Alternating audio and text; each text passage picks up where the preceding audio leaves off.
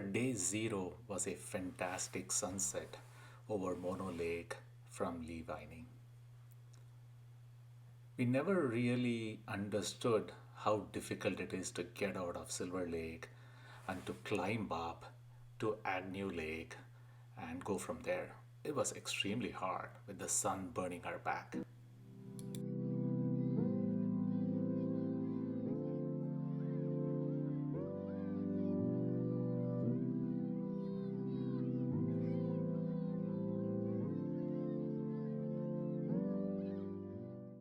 We set our goal to camp at Thousand Island Lake that night, which meant taking the harder path towards Clark's Lake from there.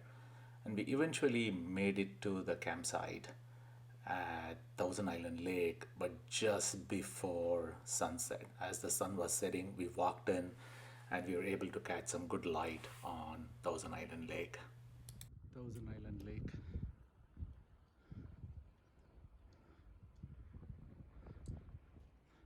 That's Ritter and Banner somewhere behind.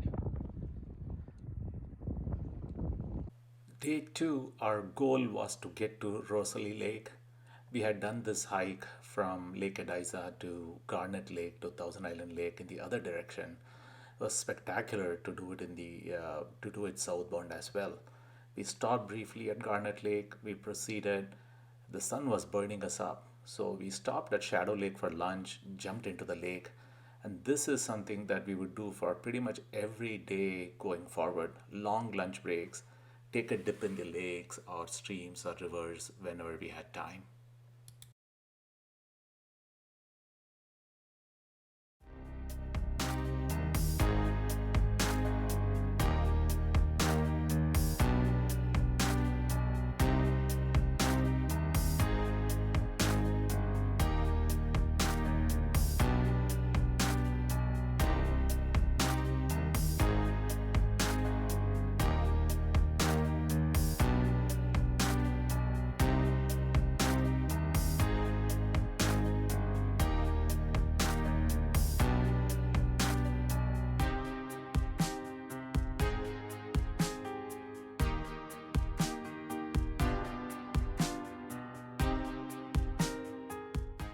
Day three should have been easy, a descent from Rosalie Lake to Reds Meadow.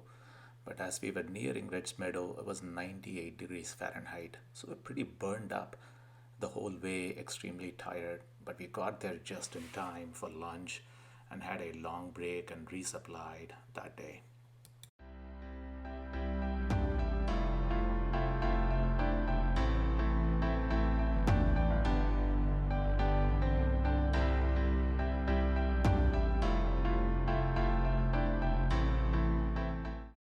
The John Muir Trail always drops you 2,500 to 3,000 feet, and then the next day, pretty much you're climbing up. That's exactly what happened once we left Reds Meadow. A steep, long climb. Our goal was to get as close to Duck Pass as possible, so we aimed to camp at Duck Creek that night.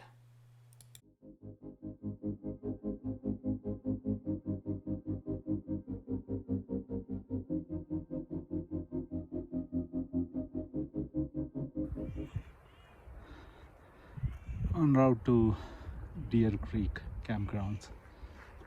We're about 2 miles away from Deer Creek campgrounds. This canyon is spectacular.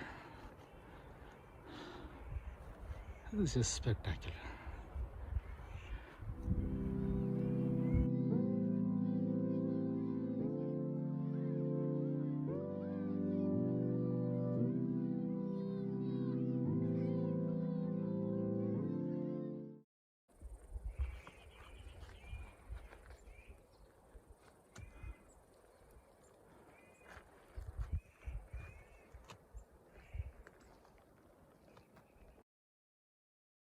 Our goal was to get as close as Silver Pass as possible, so we aimed to get to Squaw Lake.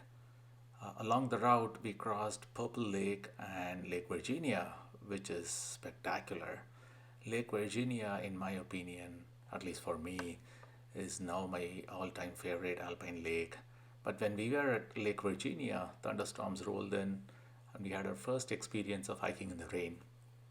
The last mile or so towards Squaw Lake, we were running, from the rain, figuring out how to hike in the rain and so on. But once we reached Squaw Lake, we had a spectacular sunset as the clouds cleared, and it was beautiful and really colorful.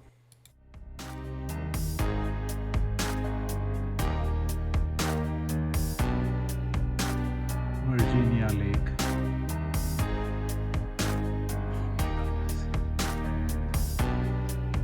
These are not lakes you pass by, these are destination lakes. You come here and you stay days.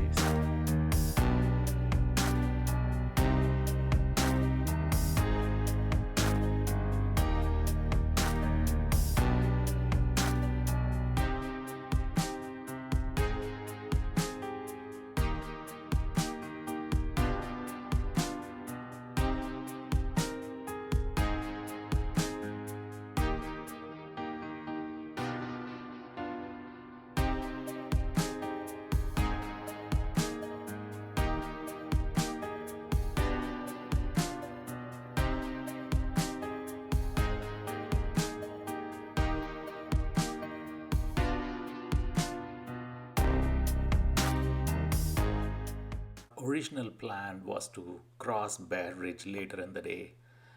Some campers at Squaw Lake discouraged us from doing that because the sun would burn you down in the late afternoon. So this was one of our big disagreements as a group, to have a easier day today or have a longer day the next day. Nonetheless, we thunderstorms forced us to camp very early on at Mono Creek, just right after the exit to VVR. Before we crossed Silver Lake, we had some magnificent lakes like Chief Lake, which somebody said was their most favorite lake. We eventually got there, we reached Mono Creek and camped for the night.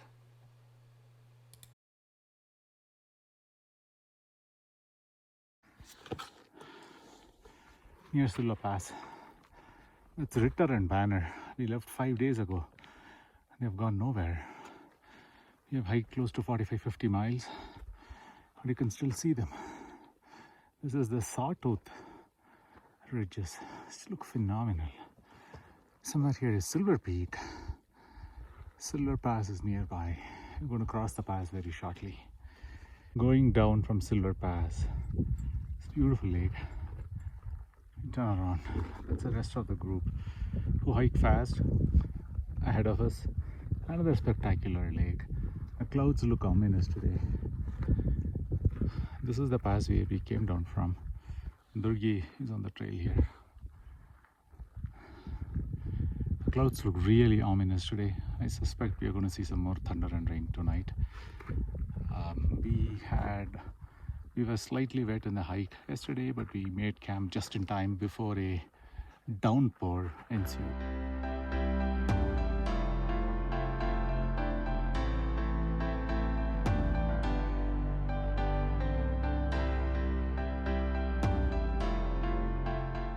An easier day before meant that we had a really long day 7. We crossed Bear Ridge on fresh legs.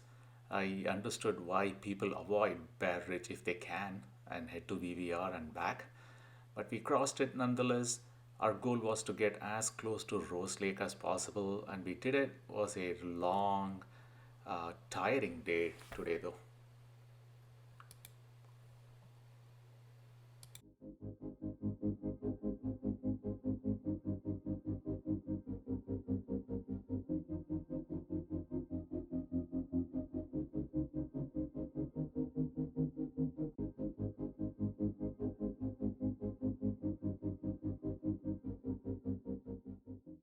Day 8 got us over Selden Pass, Murray Lake, Sally Keys Lake, Hart Lake, all spectacular lakes on either side of Selden Pass. We get past Selden Pass, hike in flat ground for a short while before this very steep descent towards Muir Trail Ranch. We lost about 3,000 feet this day getting to Muir Trail Ranch, and we had a secondary supply at MTR.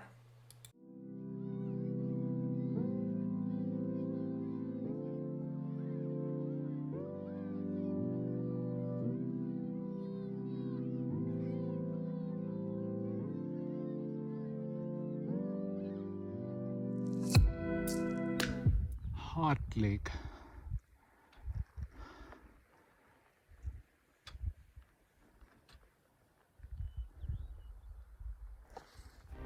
Salad trees.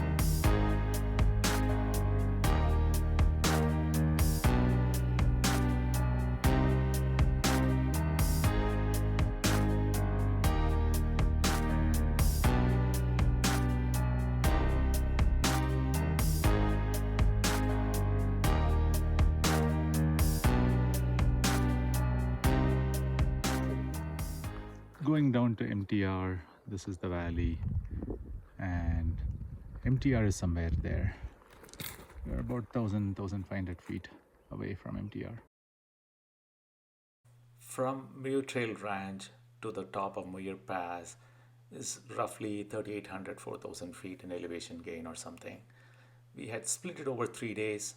We knew that MTR is kind of the division between the north and south side of JMT.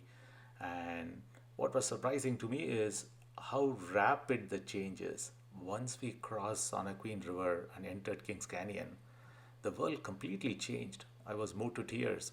This was the Kings Canyon I've read about. This is the Kings Canyon of, deep gorges and fast rivers and mountains. It was spectacular.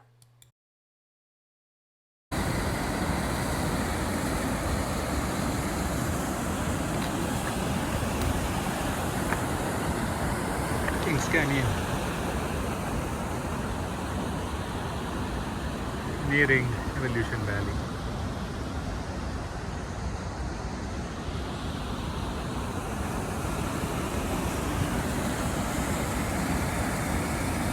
Oh my God.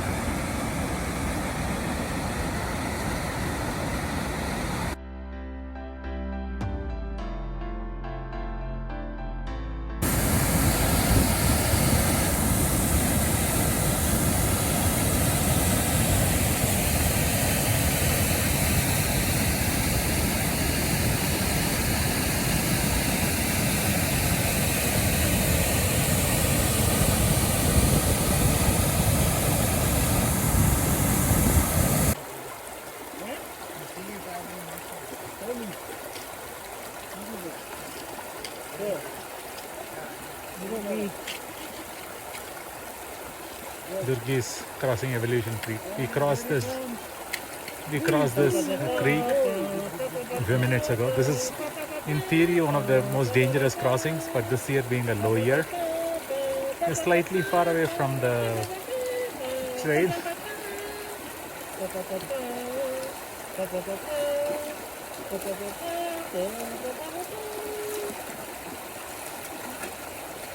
All right. Hey!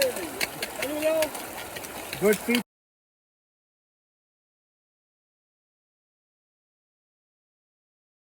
Why is Evolution Valley the favorite place for many JMT hikers? We would find that out today.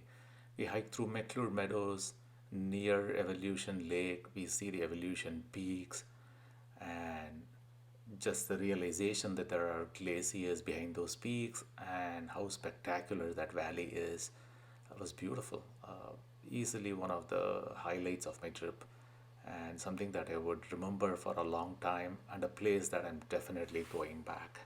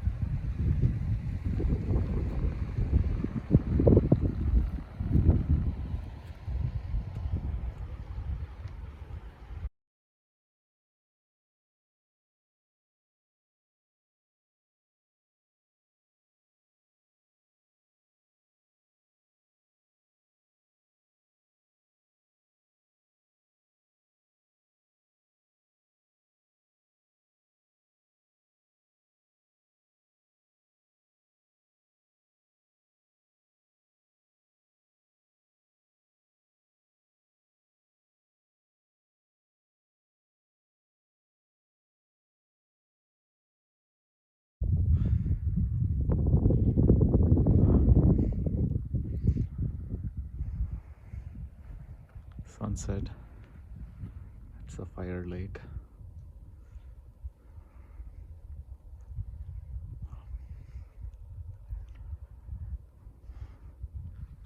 Our tents are down there.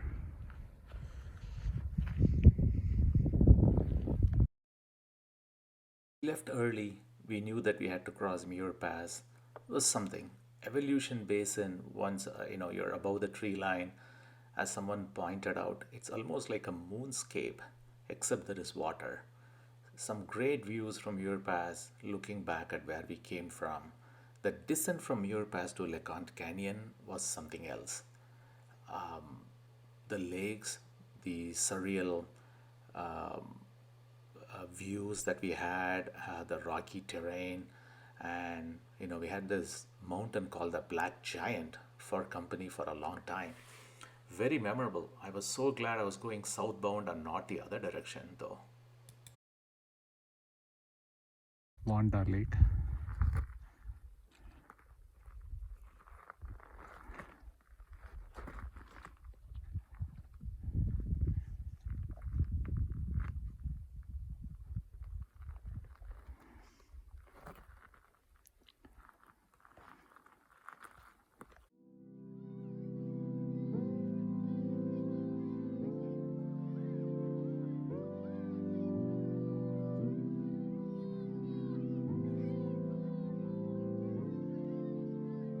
Here at Muir Pass.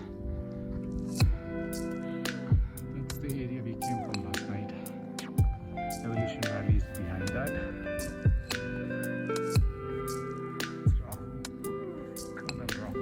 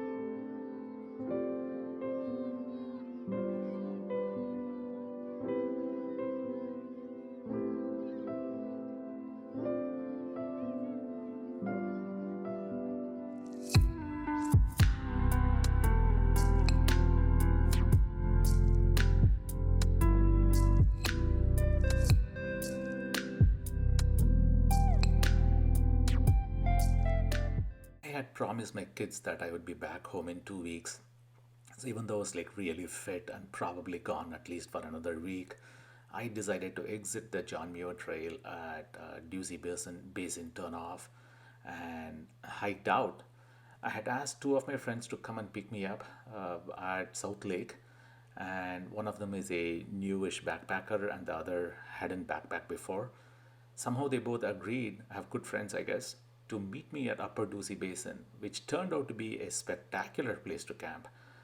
And we had wonderful night views that day, and it was a short day though, but the ascent from Lecan Canyon to Dusi Basin was pretty steep. Lecan Canyon. Sun rises over it. I've exited the JMT. It's day 12. I'm headed to Dusi Basin. Stay overnight there, and then I'll exit Bishop Pass.